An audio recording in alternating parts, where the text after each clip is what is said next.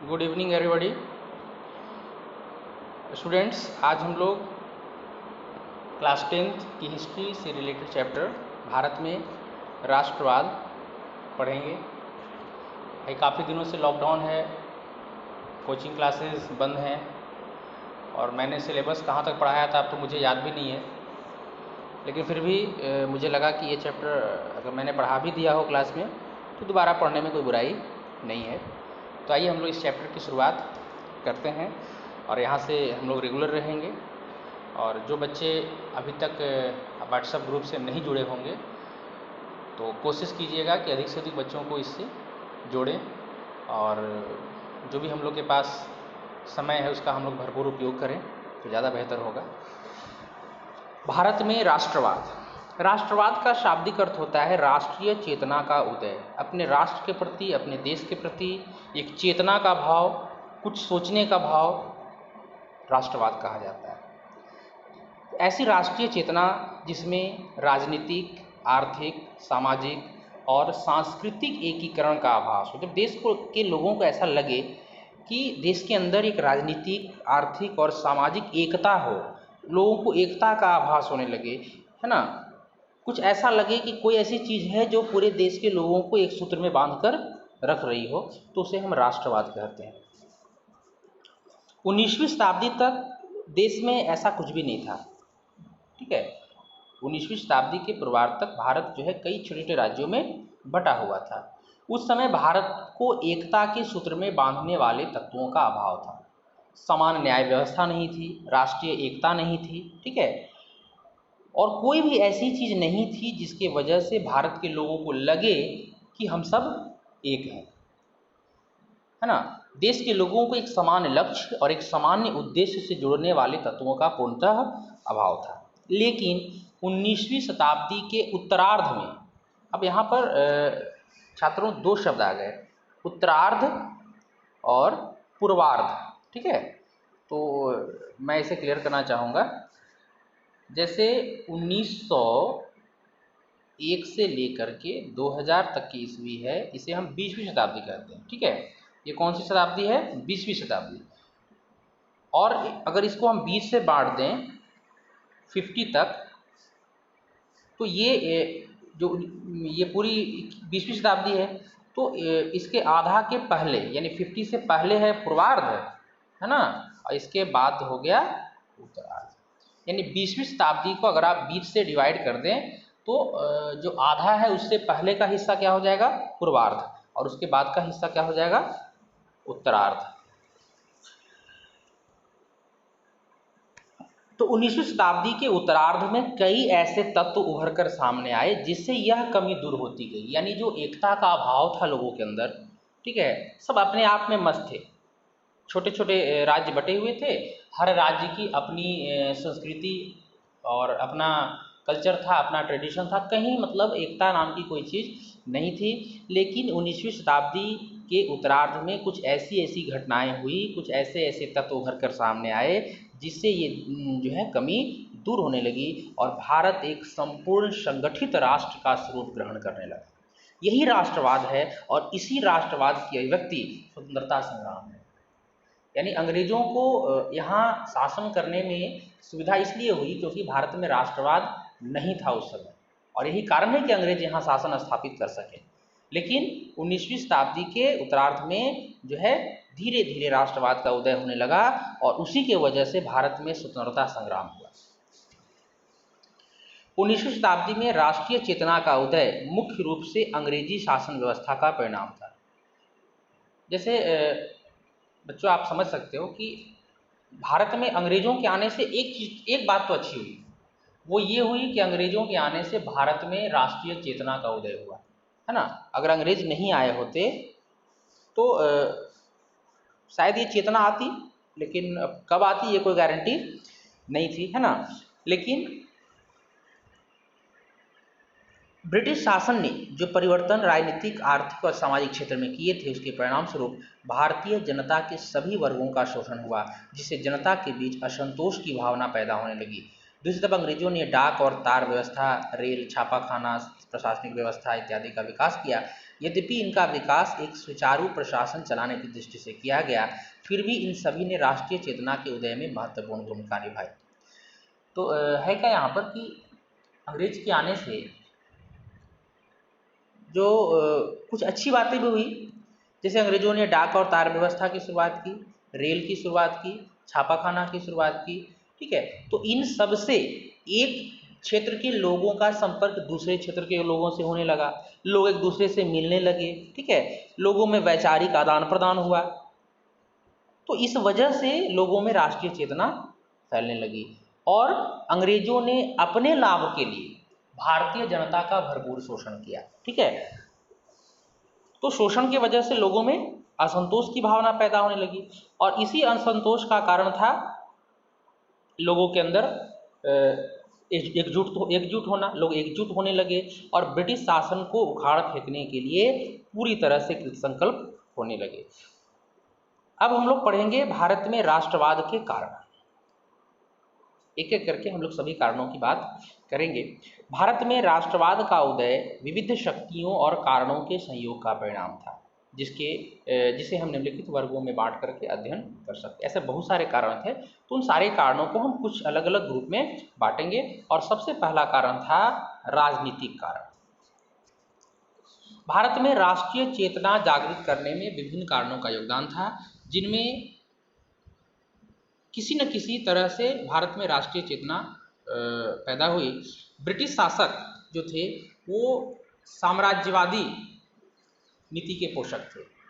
सन 1858 में महारानी विक्टोरिया के उद्घोषणा के साथ ही सभी देशी राज्य ब्रिटिश शासन के अधीन आ गए। इस घटना ने कुछ हद तक भारत को एक राष्ट्रीय स्वरूप प्रदान किया। उसके बाद भारत में राष्ट्रीयता की लहर आई, जिसको कुचलने के लिए सरकार ने कई दमन चक्र चलाए। 1857 में भारत में राष्ट्रीय स्वतंत्रता आंदोलन हुआ था। ये भारत में ब्रिटिश शासन के खिलाफ सबसे पहला आंदोलन था। 1857 में जो सिपाही विद्रोह हुआ था उसे हम प्रथम स्वतंत्रता आंदोलन भी कहते हैं। इसके बाद 1858 ईस्वी में क्या हुआ कि भारत में जो है ब्रिटिश कंपनी का जो शासन समाप्त हो गया और भारत की पूरी शासन व्यवस्था जो थी वो महारानी विक्टोरिया, जो कि ब्रिटिश क्राउन, ब्रिटिश का जो ब्रिटेन का जो राजा या रानी जो भी थी, तो उसके हाथ में पूरा कंट्रोल जो है आ गया। उसके बाद ब्रिटिश साम्राज्य ने भारत के कई छोटे राज्यों को अपने अधीन कर लिया, एक बड़े भाग को अपने अधीन कर लिया और जो राज्य ब्रिटिश शासन के अधीन नहीं थे उनको अपने कंट्रोल में करने के लिए कई सारे प्रयास जो है वो लोग करने लगे। तो इसी सब कारणों से भारत में राष्ट्रीयता की लहर आई और ब्रिटिश सरकार ने उसे कुचलने का भरपूर प्रयास किया। सन 1878 ईस्वी में तत्कालीन वायसराय लॉर्ड लिटन ने वर्नाक्यूलर प्रेस एक्ट पारित किया। तो वर्नाक्यूलर प्रेस एक्ट में क्या हुआ था कि जो प्रेस था, यानी जो न्यूज़पेपर्स जो छपते थे ना, तो उस पर एक कानून लगाया गया कि जो भी न्यूज़पेपर छपेंगे वो सिर्फ और सिर्फ जो भी देशी भाषा, मतलब वर्नाक्यूलर भाषा में छपने वाले जो न्यूज़पेपर्स थे, वर्नाक्यूलर का अर्थ होता है देशी भाषा, ठीक है। तो उस पर ये प्रतिबंध लगाया गया कि वो ब्रिटिश शासन के खिलाफ कुछ भी नहीं छाप सकता है, ठीक है।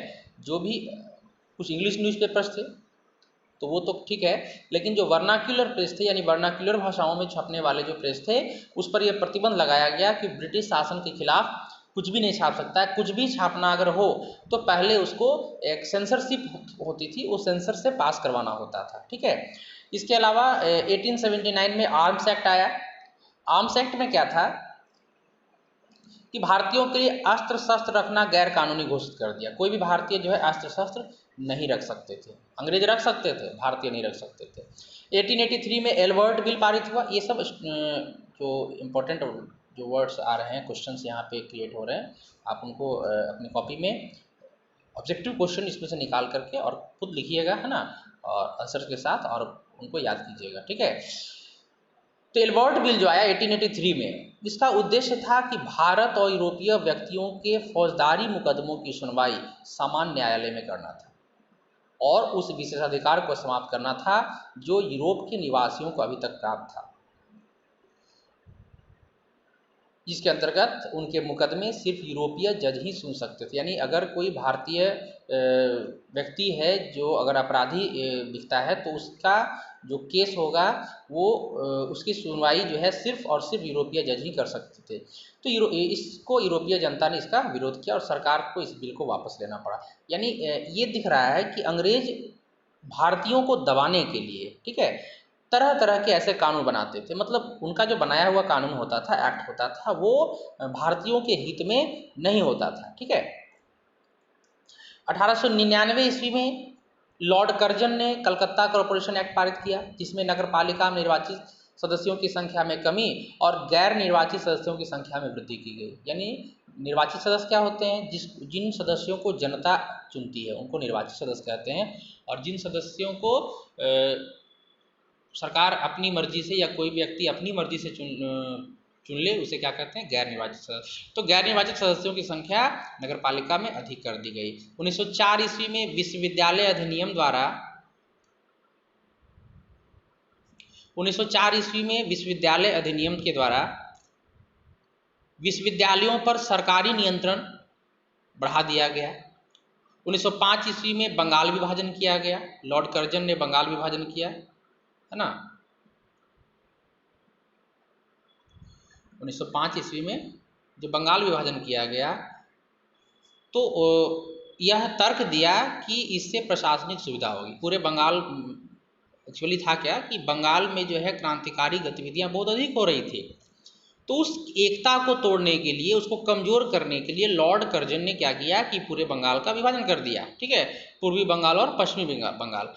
और वो जो विभाजन किया वो सांप्रदायिकता के आधार पर किया, और उसके पीछे यह तर्क दिया कि चूँकि बंगाल बहुत बड़ा प्रेसिडेंसी है तो प्रशासनिक सुविधा के लिए बंगाल को बांटा गया है। तो इससे भारतीयों में काफ़ी रोष हुआ और राष्ट्रवादी भावना काफ़ी ज़्यादा बलवती हुई। तो 1911 ईस्वी में ब्रिटिश सरकार को इसे रद्द करना पड़ा। 1911 में दिल्ली दरबार लगा था, यानी ब्रिटेन के जो राजा थे वो राजा नहीं थे उस समय, रानी थी।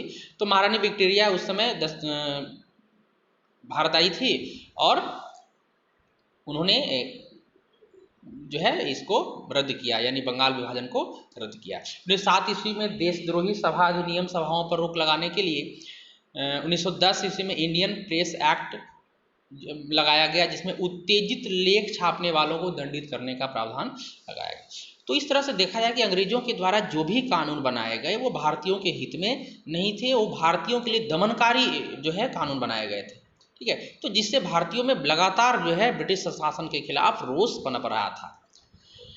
तो ये तो एक तरफा हो गया। उसके बाद देखा जाए तो डलहौजी की संरचनात्मक योजना के अंतर्गत भारत में रेलवे, टेलीग्राफ एवं व्यवस्थित परिवहन व्यवस्था की शुरुआत हुई। तो ये तो दिखने में अच्छा लग रहा है, अच्छा भी हुआ, ठीक है। इन सब के द्वारा संपूर्ण भारत के क्षेत्रों के बीच दूरियां घटने लगी। अब एक क्षेत्र के लोग दूसरे क्षेत्र में आने जाने लगे, जो है स्थानीयता समाप्त हुई, एक केंद्र दूसरे केंद्र से जुड़ा, एक राज्य का जुड़ाव दूसरे राज्य से हुआ, दोनों में वैचारिक आदान प्रदान होने लगा, और इन चीज़ों की वजह से राष्ट्रवाद की भावना काफ़ी ज़्यादा बढ़ी।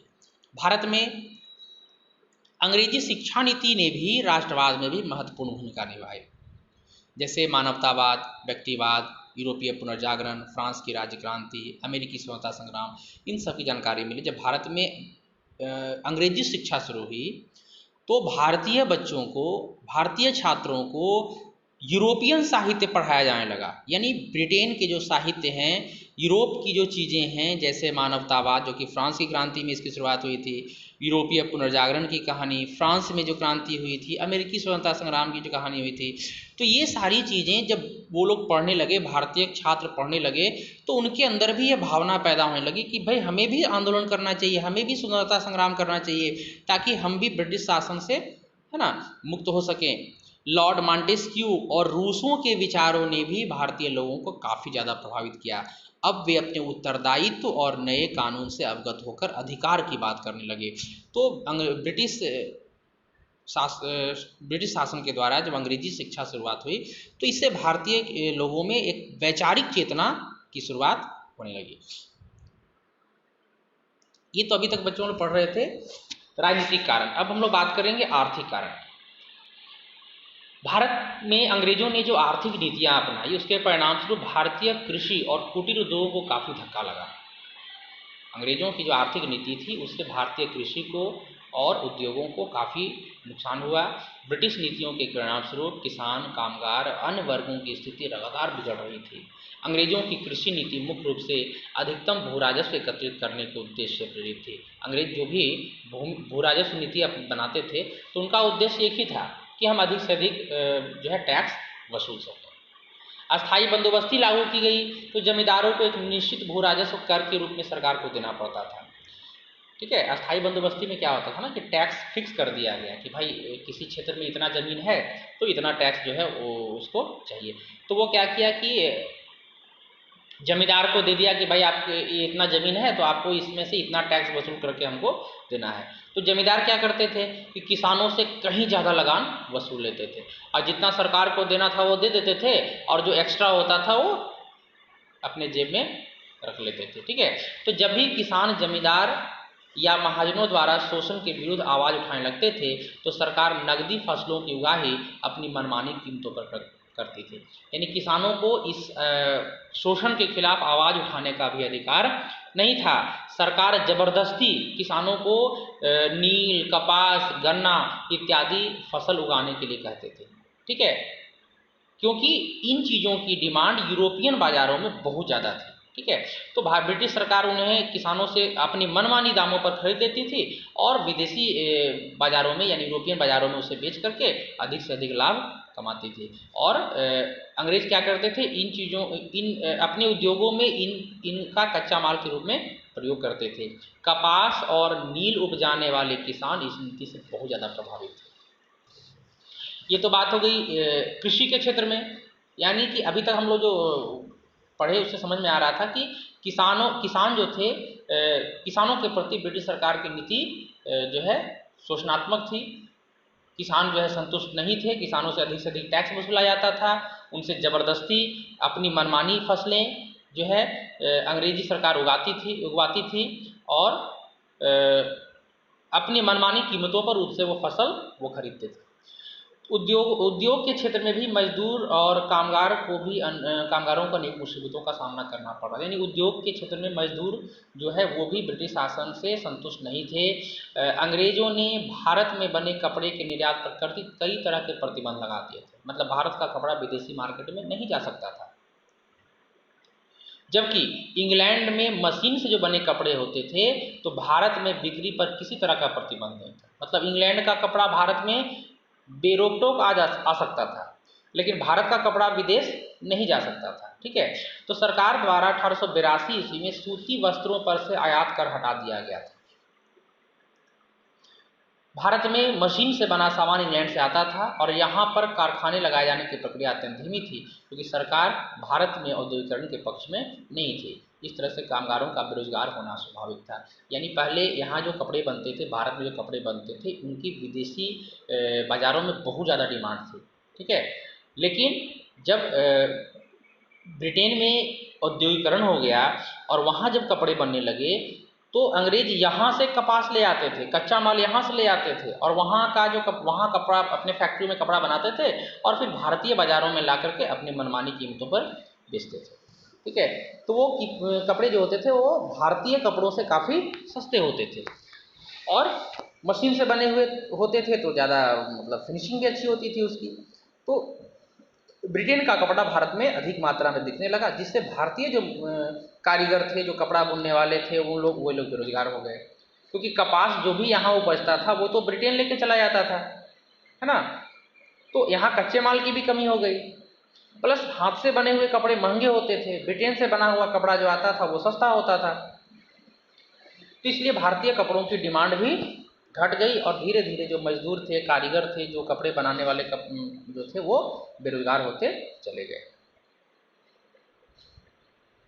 तो इस तरह से कृषि और उद्योग दोनों क्षेत्रों में हमने देखा कि भारतीय समाज का प्रत्येक वर्ग, चाहे वो किसान हो या मजदूर हो, अंग्रेजी शासन के अधीन कठिनाइयों का सामना कर रहा था। जनता में असंतोष की भावना लगातार थी। ठीक है, और यही असंतोष विभिन्न समयों पर विद्रोह के विभिन्न पहलुओं के रूप पर उभर कर सामने आया।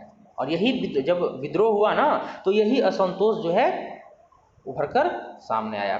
जब से कंपनी का शासन प्रारंभ हुआ तब से लेकर 1857 तक कई विद्रोह हुए, छोटे मोटे कई विद्रोह हुए थे 1857 के पहले भी, लेकिन वो विद्रोह छोटे पैमाने पर होता था, सीमित क्षेत्र में होता था और ब्रिटिश सरकार बहुत आसानी से उसे दबा देती थी। ठीक है, 1857 के बाद, लेकिन 1857 का जो विद्रोह था वो प्रथम विद्रोह कहलाया और उसके बाद जो विद्रोह लगातार होने लगा। ठीक है, और इसके बाद ब्रिटिश सरकार को जो है ये सोचने पर विवश होना पड़ा कि भारत में अब शासन स्थापित किए रहना इतना आसान काम नहीं है। लोगों की जो लोगों के अंदर जो चेतना ब्रिटिश सरकार ने देखी उससे वो भी घबरा गई थी। ठीक है, अब भारतीय भी इस निष्कर्ष पर पहुंच गए कि लक्ष्य की स्पष्टता और मजबूत संस्था, परिपक्व नेतृत्व और लड़ाई के तरीके में शुद्धता और सुनियोजित आंदोलन के जरिए स्वतंत्रता प्राप्त की जा सकती है। क्योंकि प्रथम स्वतंत्रता संग्राम जब हुआ था, 1857 का जो स्वतंत्रता संग्राम हुआ था, उसमें भारतीयों ने यह महसूस किया कि अगर ये स्वतंत्रता संग्राम सफल नहीं हुआ तो हमने कहाँ कहाँ गलती की, और उन गलतियों से सीख लेकर के भारतीय अब समझ गए कि अगर एक समुचित नेतृत्व हो, लक्ष्य स्पष्ट हो, ठीक है, लड़ाई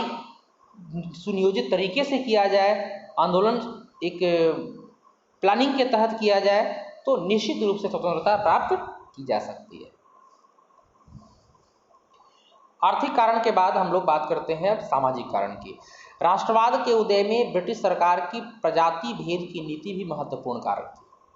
अंग्रेज अपने आप को श्रेष्ठ समझते थे और भारतीयों को हे दृष्टि से देखते थे। यहाँ तक कि विदेशों में भी भारतीयों के साथ अच्छा व्यवहार बर्ताव नहीं किया जाता था। दक्षिण अफ्रीका के भारतीयों पर भी कई तरह के कानूनी प्रतिबंध लगाए जा चुके थे। ब्रिटिश जो लोग थे, अंग्रेज जो थे वो अपने आप को श्रेष्ठ समझते थे और भारतीयों को नीचा समझते थे। भारतीयों के साथ अच्छा बर्ताव नहीं होता था। दक्षिण अफ्रीका में भी यही बात थी। भारत में तो उनके साथ भारतीयों को रेलगाड़ी में यात्रा करने नहीं दिया जाता था। रेलगाड़ी में, क्लबों में, सड़कों पर, होटलों में अंग्रेज भारतीयों के साथ दुर्व्यवहार करते थे। इससे भारतीय जनता में अंग्रेजों के प्रति घृणा का भाव पैदा हो चुका था। सरकारी सेवाओं में भी पक्षपातपूर्ण नीति अपनाई जाती थी। सरकार के जितने ऊंचे ऊंचे पद थे वहाँ पर अंग्रेजों को ही बिठाया जाता था। भारतीयों को उससे अलग रखने का हर संभव प्रयास किया जाता था। भारत का शासनभार अधिकतर इंडियन सिविल सर्विस अधिकारियों के हाथ में था। जो भारत में शासन करने वाले लोग कौन थे? इंडियन सिविल सर्विस अधिकारी होते थे। लेकिन इंडियन सिविल सर्विस में चुने जाने के लिए प्रतियोगिता परीक्षा जो होती थी उसका आयोजन इंग्लैंड में होता था। वो इसलिए ताकि कोई भी भारतीय इंडियन सिविल सर्विस में न चुना जा सके। ठीक है, क्योंकि इंग्लैंड जाकर परीक्षा देना ये काफ़ी मुश्किल होता था। ठीक है, और अगर कोई भारतीय उसमें शामिल हो भी गया, सफल हो भी गया, तो उसकी नियुक्ति में बाधा उत्पन्न करके उसे पदच्युत करने की कोशिश की जाती थी। मतलब हर संभव प्रयास किया जाता था कि कोई भी भारतीय, है ना, इंडियन सिविल सर्विस परीक्षा पास न कर सके, है ना, ताकि जो भी शासन का भार हो वो भारतीयों के हाथ में न हो, किसी अंग्रेज के हाथ में ही हो। सुरेंद्रनाथ बनर्जी, आप इमेज में देख सकते हैं, सुरेंद्रनाथ बनर्जी जो थे वो के साथ भी ऐसा ही व्यवहार किया गया। अतः भारतीय शिक्षित वर्ग और मध्यम वर्ग दोनों अंग्रेजी शासन के खिलाफ अपना आवाज़ बुलंद किया। अगर धार्मिक कारण की बात करें तो इसके अंतर्गत हम देख सकते हैं कि भारत में राष्ट्रवाद उत्पन्न करने में धार्मिक कारण भी थे। 19वीं शताब्दी में अनेक महापुरुषों ने सामाजिक और धार्मिक कुरीतियों के खिलाफ आंदोलन किए। बहुत सारे ऐसे महापुरुष हुए जिन्होंने भारत में व्याप्त जो धार्मिक और सामाजिक दोष थे उसको दूर करने का प्रयास किया। जैसे राजा राम मोहन राय, देवेंद्रनाथ ठाकुर, ईश्वरचंद्र विद्यासागर, स्वामी दयानंद सरस्वती, रामकृष्ण परमहंस, स्वामी विवेकानंद के नाम उल्लेखनीय हैं। इनके अलावा William Jones, Max Muller, Charles Wilkinson आदि यूरोपीय लोग भी थे जिन्होंने भारतीय धर्म ग्रंथों का अंग्रेजी में अनुवाद किया। इससे भारतीयों के हृदय में अपने धर्म के प्रति निष्ठा की भावना आने लगी। इन सुधारकों ने एकता, समानता और स्वतंत्रता का पाठ पढ़ाकर भारतीय जनजीवन में नई चेतना का मंत्र फूंक दिया और इस तरह से राष्ट्रवाद का उदय हुआ। सन 1885 ईस्वी में अखिल भारतीय राष्ट्रीय कांग्रेस का गठन राष्ट्रवाद के उदय की परिणति थी। तो राष्ट्रवाद के उदय के बहुत सारे कारण थे और एक इम्पोर्टेंट कारण था 1885 ईस्वी में अखिल भारतीय राष्ट्रीय कांग्रेस का गठन, क्योंकि अभी तक कोई भी ऐसी संस्था नहीं थी जो पूरे भारत के लोगों को एक सूत्र में बांधे। ठीक है, जैसे अखिल भारतीय नाम से ही स्पष्ट है, अखिल मतलब होता है संपूर्ण, तो संपूर्ण भारत का ये संस्था थी, पूरे भारत की ये संस्था थी भारतीय राष्ट्रीय कांग्रेस।